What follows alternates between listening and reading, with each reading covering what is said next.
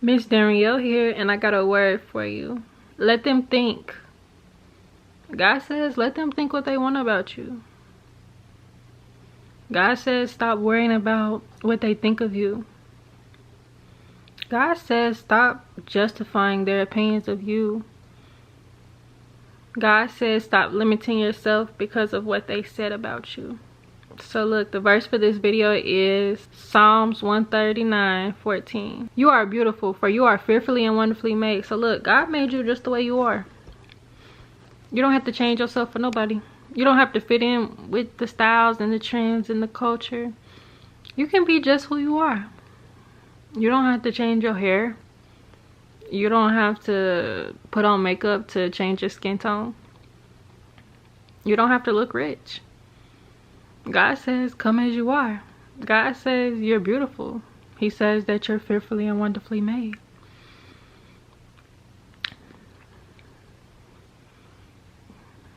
You can wear your real hair.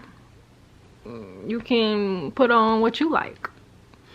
You don't have to conform to this world. God says don't conform to the world. God wants you to be authentic.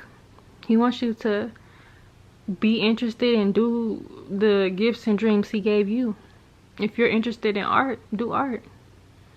Why are you trying to be in the corporate world if you're an artist? Why are you trying to put on a pair of shoes that don't fit you? God says be authentic. He says, you know, put your crown back on. Do you. And not in a worldly sense, but be you. Be who he called you to be. He didn't call you to be like everybody else. That's why you're so different. That's why you don't fit in. That's why they judge you. That's why they turn up their nose when they see you. That's why they kiki and whisper when they see you coming. Because you're different and they're not. You're different. So look, the best part about being different, the best part about being an outcast, the best part about being an outlier, the best part about not fitting in with this world is that is when God can use you. A lot of the people that God chose to use were people who were different. He used the blind man to show others to believe. The blind man got healing. He used a man who couldn't hear. He could only see. He used people who had talents and gifts and other people were jealous of them. He used Joseph and Joseph was promoted. He used Esther. She was a woman and she was different. He used Ruth. Ruth was diligent. She stayed loyal to her mother-in-law after her husband died. And she continued to work. She continued to labor. And guess what? She got blessed with her Boaz. He used Jeremiah. He used Elijah. He used Isaiah. Like, all of these people who were in their isolation season, all of these people who were, they took a hit, all of these people who were different, all of these people who had the choice to do what they wanted to do, they still decided to live for God. They still decided to cling to God. They still decided to be who he called them to be. They didn't decide to change into what this world is. Because at the end of the day, this world is constantly changing.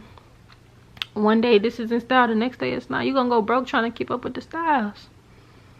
It's 2024. Get back to you. Remember that time when we were kids and nothing really mattered? Like, we just wanted to go to school, play with our friends, eat lunch, go to recess, come home, have fun. This was before internet. This was before technology. The way we had fun was we played with our siblings in the house. We played games. We played hide and go seek. We played tag. We played outside. And look, when we played outside, we played the same games. We played hide and go seek. We played tag. We raced. We looked for stuff. We played ball, soccer. We played with those little big balls. We used to play kickball. You know, like, we used to play in the mud and make mud pies. We used to come home and watch our favorite shows. and just be at the house chilling. We wasn't worried about this world like that. So why are you worried about this world?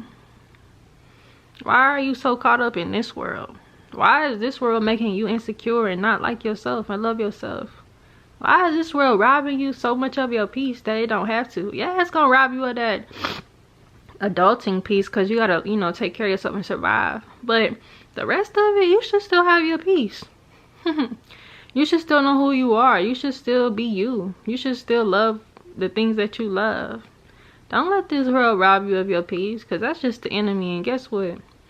All the enemy want to do is kill, steal, and destroy.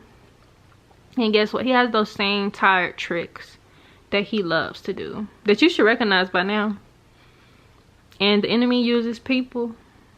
That's his greatest thing that he loves to use. He loves to use people to mess up things, to cause dysfunction and discombobulation and mess up relationships and divide. So know that when someone is doing those things, know that they're being used by the devil, and you should pray for them. Yeah, you see that? My voice. You should pray for them, because that's what they need at that time, is prayer.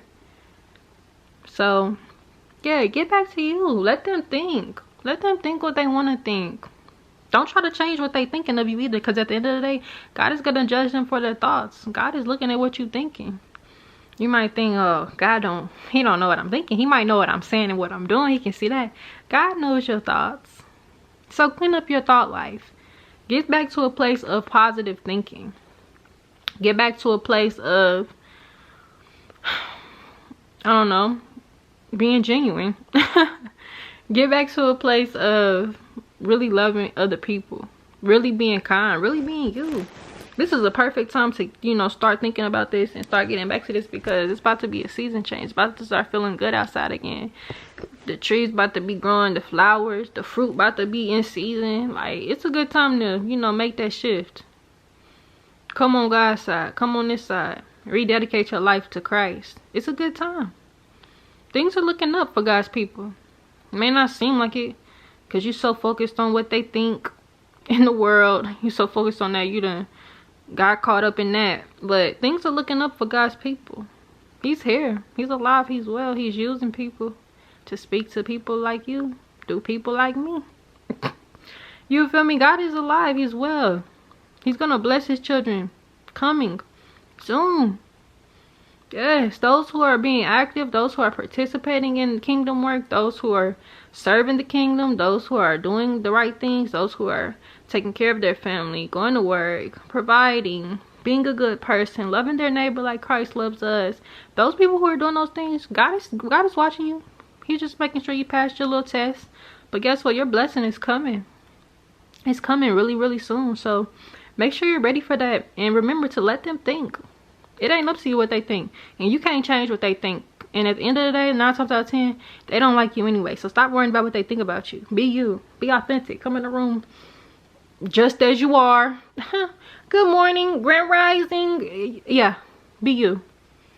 Get back to what you love. Remember who you are. Remember what you came through. Remember what you thought as a kid and what you think now. Like, really get back to being you. Because you're here. You're alive. You're well. Yeah, you're aging. You're growing. You've been through things and you accomplished things. So remember what makes you you. And think about those things. Meditate on that. Meditate on what God says you are and who he says you are and whose you are. So look, I love you. I pray that this message bless you. God bless you, and I'll see you next time.